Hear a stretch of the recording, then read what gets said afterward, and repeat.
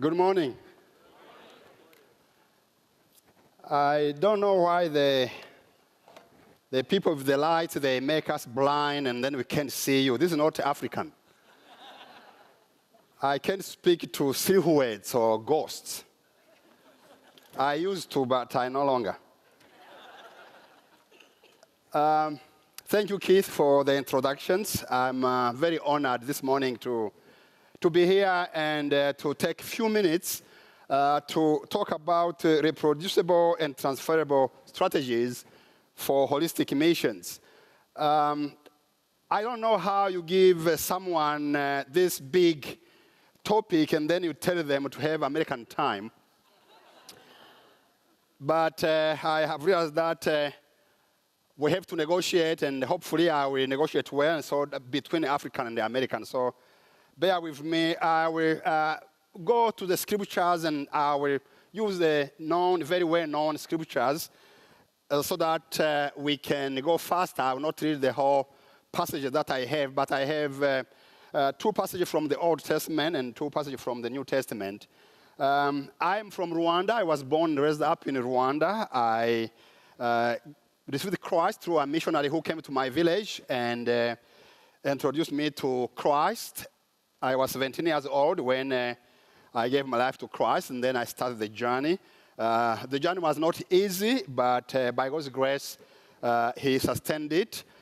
I was 14 years old when I saw a white man for the first time in my life. In fact, when I saw this missionary, Elwin Kyle, who had come to Congo and then crossed to Rwanda and went in the villages, I saw him. First, I thought he was one of the animals from the bush or one of the ancestors from the graves. And sure enough, he was kind to introduce me to Christ, who died for my sins, who shed his blood so that I can become the Son of God. I can speak to God. I had grown up as a priest in my village, in my clan, offering blood of chickens and blood of animals because I was told by offering the sacrifices of chicken and goats and banana beer and blood of animals, I can then protect myself and protect my brothers and my sister and my family. And so it was when I was able to connect the blood of Christ shed once for all and the blood of animals I was shedding every week that I realized that Jesus' blood is better than the blood of animals. One, because he's not asking me to shed blood every week, but he gave his own blood. And so I said, this is the best ancestor I want to follow. And since then, I have been following him, not as one of the ancestors, but as the Son of God and God himself. So I'm very privileged to be counted among his children. Reproductive, I may say some of this in French, so you will read in English. Now, I don't know how this will turn, but I hope it will turn. Reproducible and transferable strategies for holistic missions really focus on training people to train others using local resources and appropriate technologies so that local problems are solved by local solutions, and those solutions can be passed along neighbors to neighbor and community to communities. One of the maybe one of the things that I have learned from Americans, which I need to unlearn, is to think that, what I have is better than what they have. And I need to unlearn that when I go to a community, they don't have anything except what I have. And then unless I use what I have for them to do my will, then I will not work with them. But what are the biblical foundation for all these strategies? How do we use local solutions for local problems? How do we encourage, even as missionaries, to the communities where we are, to begin to look into the local solutions that may apply to their local problems? I think the first question or the first strategy is what I will call rediscovering or revealing the hidden local gifts or resources. Our friend yesterday, Omondi, mentioned that the Europeans came and they told us they discovered Mount Kenya and Mount Kilimanjaro. We had seen them since we were young. You didn't discover anything. And then they make us to learn it, to do a test, and then fail or pass. Oh, poor Africans, or poor Europeans. But it's true, sometimes we may see the mountain, we may see the volcano, we may not know what is on the volcano. I was born in western part of Rwanda, and in Rwanda we have a volcano called Karisimbi. And Karisimbi, every morning, most of the morning, you will wake up, you look at the top of the volcano, there will be a snow. But we knew it was a snow. We had never seen snow. We thought it was snow, but it was dew. It was just dew with the reflection of the sun. Then we were told it was snow. Until I was able to climb, until one of the missionaries gave us a challenge as sixth grade students, we climbed with him, we reached the top, and then in the morning, we didn't see the snow. Then we asked, where's the snow? Did we make the snow not come, or what happened? And then he was able to explain that you see the water you are seeing, when you are down there in the valley, when you see it, it is snow, but there's no snow. Sometimes we really the people have solutions, but sometimes what they need to do is maybe helping someone, maybe someone helping them to climb. And in fact, in Exodus chapter 4, we read the story of God sending Moses to take the people out of Egypt. And he's choosing him, he's telling him, you need to go to deal with the king, with Pharaoh, and get my people out. Now, Moses, of course, he knew the power. Even though he was raised in the palace, he knew that he cannot confront this king. And so he began even to doubt if the Israelites themselves will accept him.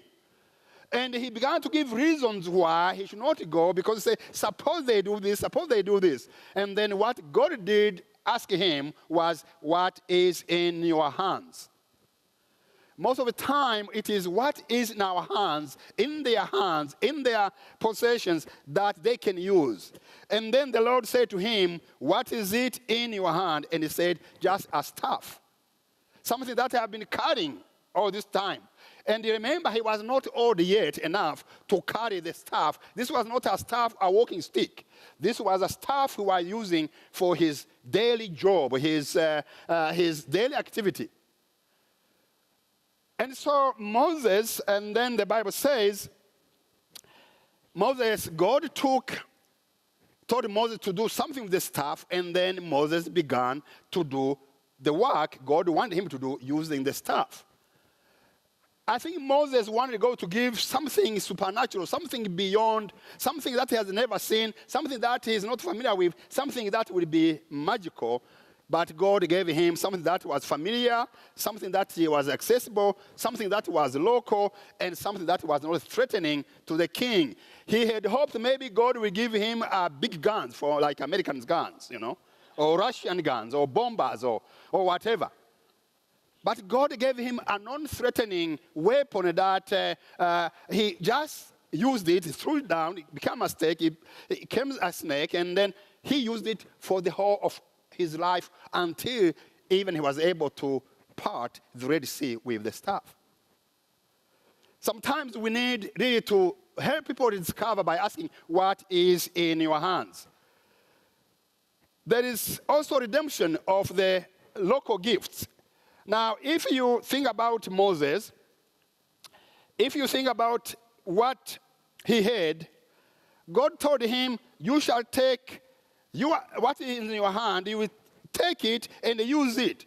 You shall take in your hand this staff, which you shall perform the sign. So God is now redeeming, God is working on redemption of what is normal, what is casual, to become an instrument of his transformation.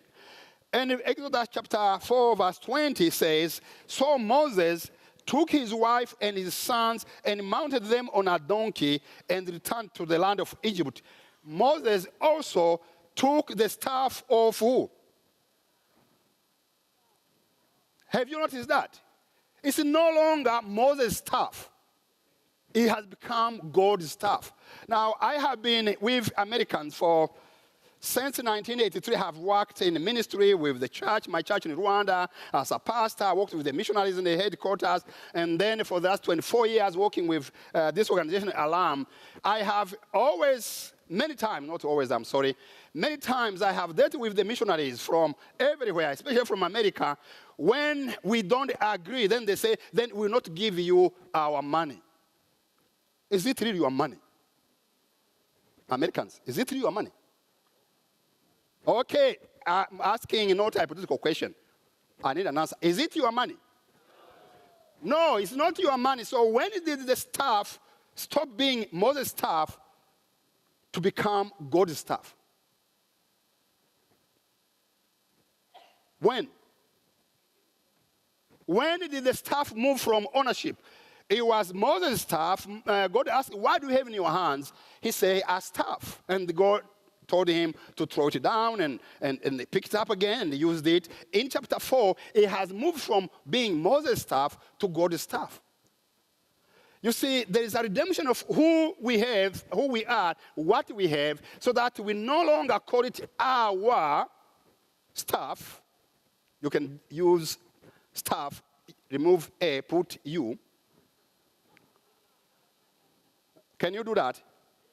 It is no longer your staff with S-T-U-F-F. It is God's staff. Are we together?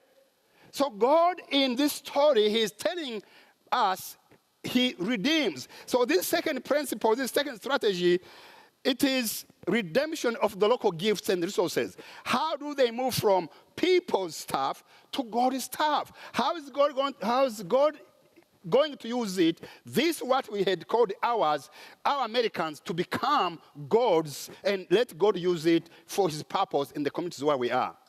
I have been with people who said, now because you cannot agree with you, because you want to do your way, the African way, then we will take our money away. Is it really your money, or are you stealing my money? It was given for Africa, so where are you taking it? So Moses took his staff. Now, let me see what... Moses also took the staff of God in his hands. When did the staff of Moses become the staff of God? How did God use Moses' staff as his own instrument of justice and redemption? What are God's resources in the community? Why do we sanctify for God's use? Some years back, we were studying what the missionaries did to our drums, our musical instruments, our way of worship. Do you know what the missionaries did to us? They said, because you are using this ningili, that's the Rwandan instrument, nanga, that's our guitar. It's not like American guitar. They said you cannot use it because they were used for ancestral worship. And then they brought us a guitar and things that we didn't know, and then they don't even make any noise. And then they say, when we worship, we have to stand like a tree or like a rock. And we will jump. Eh? Why can't you let us jump for the Lord? Why can't you redeem our instrument and let them be used for God's purpose? Use those gifts that are local. Maybe they need to be sanctified. Sanctify them. Take them from the worshiping the devils or the demons or the ancestors. Worship, let them be used for worshiping God. Redeem them. So sometimes we need to rethink that there is redemption. Not always what we bring is of value, or do we even understand them. Take what they have, turn them from people's stuff to God's stuff. I know that sometimes the question becomes, how do we use what they have? The third strategy is reinvesting in the local gifts, or reinvesting in the local resources. Now, in 2 Kings, we will not read the text. 2 Kings chapter 4, verse 1 to 7, you find the story of Elisha and this wife of one of the prophets. He was one of the company of prophets. He was like a Bible student, a Bible college student. He was or associate pastor. There were many of them, but the Bible says he died, but he owed money. And one day, the wife who was left with the orphans, he began to cry that the debtors are coming to take his sons and to put them in slavery. And so Elisha asked, what can I do for you? And then he said, tell me, what do you have in your house? It was what was in the house that Elisha used. In fact, when you see what he told her, he said, go borrow stuff, go borrow jars and big jars and from your neighbors and fill the oil you have, the little oil you have, fill the oil with those jars, and then see what happens. So she went and she borrowed, and then she began to pour out the little jar she had, and then when all were full, she said, son, bring me another empty vessel. The boy said, there's none remaining, and so the oil stopped. Now, what happened? This is what happened. Then the man of God said, sell the oil. So in selling the oil, the neighbors now had what? Resources. Maybe she paid rent for their jars. I hope so. Maybe American told them, pay the rent. Maybe she paid for the containers. Maybe she was able to sell less for those who borrowed the jars. And then, like I say, then pay your debts. So there's the redemption of the sons who were to be sold in slavery. And then finally I say, then live on what is left. So there was a sustainable income, right to livelihood and ownership. The lady who had nothing, who had despised all she had, the man of God said, you know what, maybe there's a way that we can use, maybe involving your community in what you have, maybe talking to your community. I don't know exactly all the details. The Bible doesn't give us more details of what went on, but it was a communal job. But I want you to imagine if you did not give her a jar, and I'm sure when she returned your jar, she didn't return the jar empty. So what happens to those who didn't borrow the jar, who didn't allow her to use the jar? So the needs of one individual with the reinvesting, with the encouragement, with the community getting engaged may meet actually the needs of the community. But also, it may, more importantly, it may enable the neighbors to learn from one family, one widow. But also, it may stop the exploitation of these debtors. The people who had given the debt, they were asking more. They were not pitying this widow because the husband had died. They still wanted the money back. They didn't care how. They said, you would take your sons and sell them in slavery. Do you know I was in Zanzibar 2 years ago, and I was talking to this gentleman who, the curator of the museum of the slavery in Zanzibar. And he's a priest, he's an Anglican priest. At the end he said, Celestin, my sadness is that I'm talking about historical slavery, but on the same spot, in the same town, there are people who are taking the boys and the girls from this city to the Middle East, to Europe, on the ship. There's a modern slavery. So I said, so what are you doing about it? He said, I don't know. Today, as I speak, we're working with the local resources, we're working with our staff who are lawyers, training the lawyers in Zanzibar, training the lawyers both from the Muslim lawyers and few Christian lawyers. They have more cases of those traffickers. When I asked him recently, he said, no, I think the market is going down. The people are going out of business. There's not an American there who's doing it. It is the local people. It is the community, the pastors who are going in the villages and telling the people what these people are telling you, that their daughters are going to get jobs, they are going to get good jobs, they are going to come back. They are burning them in those houses. They are torturing them. They are making them slaves, sex slaves. And so now the people in Zanzibar, they are more educated. The women, the parents are not allowing their daughters or their sons to be taken by any merchant. Communities are transformed because of the men and women. We need to help them invest in their resources. Add value to local gifts. Now, of course, I don't want to dwell on this. You can read what happened in John chapter 6.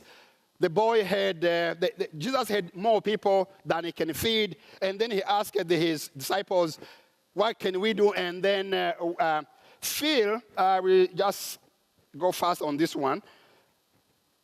200 denarii would not buy enough. That's Phil. Phil said that. Then Andy said, that's Andrew, Philip and Andrew, in case you missed it. And Andy said, what difference will this make among so many? And so Andrew said, yes, there's few money, but there's a boy who has something, but it's too little. Now, the big problem in this story is that just like in the widow, there's always a disparaging of what people have. They have nothing, and therefore we give up. We don't try. But in this story, when you look at what happened, the value was added a couple of ways, because Jesus said, have people sit down. Now, there was plenty to go around if people would sit on the grass. Now, I want you to go back and correct that. Why does the writer says there was enough grass? And then, why was the food distributed to those who were seated? It means there were those who were standing up. So they were seated because they needed to equalize their position so that the services can reach everyone. They were seated for order. But at the end, nothing was wasted. Jesus says, collect everything, and they saved a lot. And the question I ask myself, I will ask Jesus, who took the 12 baskets of leftover home? Who took the basket home? I hope not Americans. I hope not Chinese. I hope not Russians. There are over 12 international corporate business in Eastern Congo taking gold, diamond, coltans, timbers, soil to the West and giving the Congolese the guns, the grenades to kill each other. Who is taking the basket home? I hope the boy did. I hope not the disciples either. Why 12? Maybe 12 baskets for disciples, I don't know. Maybe disciples to learn a lesson that they said there was not enough money, there was not enough, only the boy. Maybe to teach them a lesson that there's always enough to go around. My friends, Americans, there is always enough to go around. Go look in your trash bin. When you eat and throw away the food, there are children in many parts of the world who are starving to death. Why don't you live simple so that others can simply live? And finally, I know that time is gone. Empower local leaders to dream of local solutions for local problems with local resources. One of the good things that we have is we have a country of the plenty. And we think we can fix all the problems by money. I want to tell you, if money were to fix something, we could not have had genocide in Rwanda, because a few days before the genocide, Rwanda was okay. In fact, Rwanda was a peaceful nation. In fact, the president who was killed on the plane, he was proposed as a laureate of peace, Nobel Peace Prize. But in just few days, few years, then things went wrong. Now he's the demon. And in fact, if a lot of evangelism and a lot of making converts was the solution, Rwanda would not have known genocide, because just a few years before 1990, Rwanda was known as a success story by missionaries, because over 92% were Christians. But then what happened just 1994, just 4 years after the report of success by American missionaries? So what happened?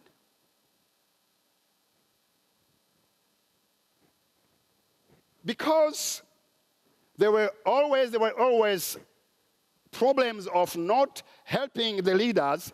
We probably will not jump the guns. Here, in this chapter 6 of Acts, I don't want to read the whole verse, but I want you to imagine the first problem that the church had, the first conflict in the church was racism. It was racism. It was social injustice. It was inequality. The distribution of the food, the meeting the needs of the widows was not being done in a way that was equal, in a way that was satisfactory. So the Greek widows were not given the same portion. The Jews were giving their own widows, and then the people who came from the non-Jewish community, they came to the apostles, they told them, something is not right, our widows are being neglected. The response to the question is very, very important for us if indeed we are going to empower local leaders to dream of local solutions for local problems with local resources. The apostles were Galileans. They were from Galilee. The people asking the questions are not necessarily completely Jewish people. They may be of mixed race between the Gentiles and the Jews. They may be Grecian. They may be, actually, some of the names are Africans in the text in this chapter. But how did the apostles respond? The apostles, they said, brothers and sisters, select among you 7 men. After you selected them, you have to select them because you want to give them responsibility. They have to be some among you. They didn't say we will go to import someone from America, some from Canada, from our denominations. They said, among you, select among you. This is a principle that when we are on the mission, when we are dealing holistic ministries, we need to realize that we may not be there for all the time. We need to begin from the beginning to develop people. The second response shows me that they did not say that's unimportant. What they say is we cannot neglect the word and the prayer, but we cannot also neglect what you are saying. But because we have responsibilities, God has gifted us this way, we are also putting values on these other needs. Therefore, you do select people, and then we will confirm them. You select democratically. I mean, that democracy, you say democracy was not born in America. Democracy is not an American invention. It is a biblical thing. You select, and then we will confirm. This proposal pleased everyone, and if you look at the list of the people who selected, one of them became the first martyr. If you see, they were full of the Holy Spirit. All the quality they had were the same quality as the quality of the apostles. I have seen many NGOs who are sending people in Africa, some even Christian NGOs, who are sending people who are doing relief and development. They have never stepped in the church in the entire life. They are more pagans than our pigs. You realize that the people who are doing relief and development here, who are taking care of the widows, have the same spiritual quality, the same spiritual attribute. They have the same leadership quality, just like the apostles. The other thing that we need to learn from this text is that it is only when the preaching and the prayer was combined with the relief and taking care of the widows, responding to injustice, dealing with segregation or racism, that the word of God moved forward. Verse 7 says, so the word of God continued to spread. The number of disciples in Jerusalem grew rapidly, and a great number of priests became obedient. Now, this is the first time I hear the priest in the first church. This is the early church. I didn't hear about the priest. They were among them who God called in the process. They became pastors. They embraced the faith, and they began to work. So they selected the people, and I want to say it was only when they determined that the needs of the preaching, the needs of the prayer are equal to the needs of the widows to be being treated equally. Remember, what I'm saying is not the food, actually. Here, the issue is not the food. The issue is justice. The issue is equal treatment. It is not the quantity or the quality of the food. It is the attitude of treating people the same. The first church problem, the first conflict in the church was a church of racism, injustice. I don't know how our churches are doing. There are many organizations that are trying to reconcile the Rwandans, the Hutu and the Tutsis, but they cannot reconcile the white and the black in America. So if you have not done it in America, don't come to do it in Africa. Just leave it for us. Leave it for us. Do it here or don't do it somewhere else.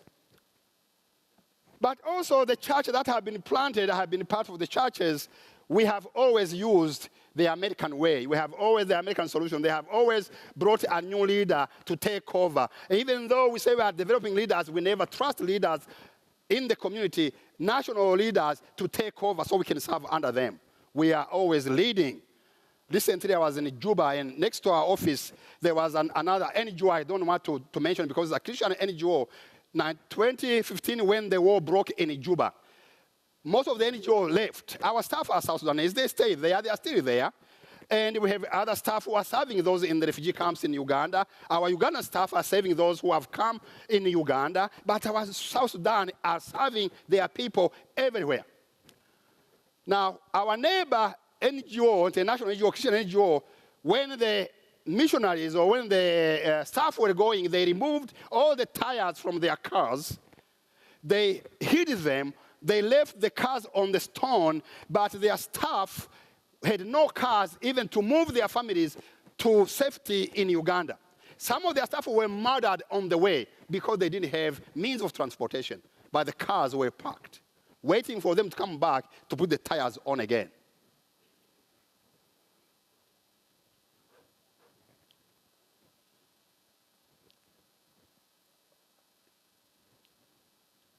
We have many organizations doing justice in the Congo.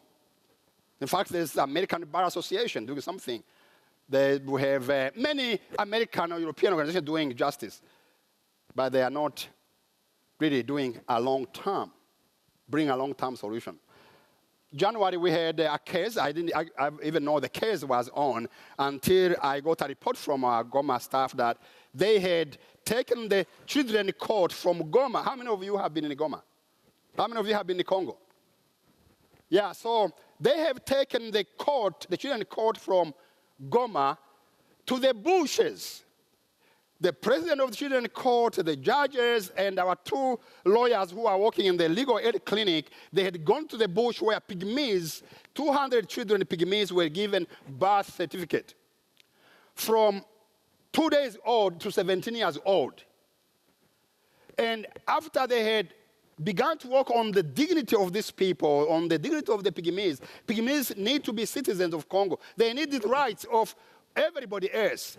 And then the president of the court said, yes, we will go with you if you will help us to deal with the organization. And so they sat them on the grass, actually. It was hilarious to see them. By the end, after they have given them the birth certificates and they paid the little fees compared to the fees that normally they pay, because they negotiated with the court, the pygmies began to ask, can somebody come tell us about that Jesus who sent you to make us citizens? Can you say, because you have solved our main identity issue, we are now people, we are now citizens, we are part of the country of Congo. We have been neglected by everyone, including the churches, including the national community. Nobody speaks for us. People exploit us, but now for the first time, our children have what we don't have. Now, our staff had told them they are coming because Christ has sent them to them. These are our Congolese who have been threatened, who have been shot at, who have been threatened by the militia that they will be raped, and our country that say, I will be home, come rape me. I'm not going to abandon what I'm doing. And the pygmy said, because the Jesus who sent you made us to be people, can you send someone to tell us more about this Jesus? Now, some of my friends who have said, no, you first go and convert them and then get the birth certificate. That's the American way. So my friends, as I conclude, my question is then, what do we do? So as we conclude, I want to say the conclusion is this the conclusion. Local problems have local solutions, and empowered local leaders will discover local and appropriate solutions. The role of the missionary is to journey with the local, to add value to their resources and enable them to be holistic, while he does not confuse the roles and responsibilities or neglect any element that make the gospel whole for the whole person and for the whole world.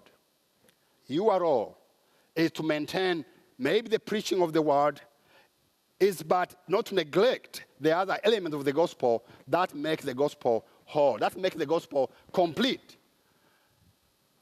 The gospel must be whole for the whole person, for the whole world.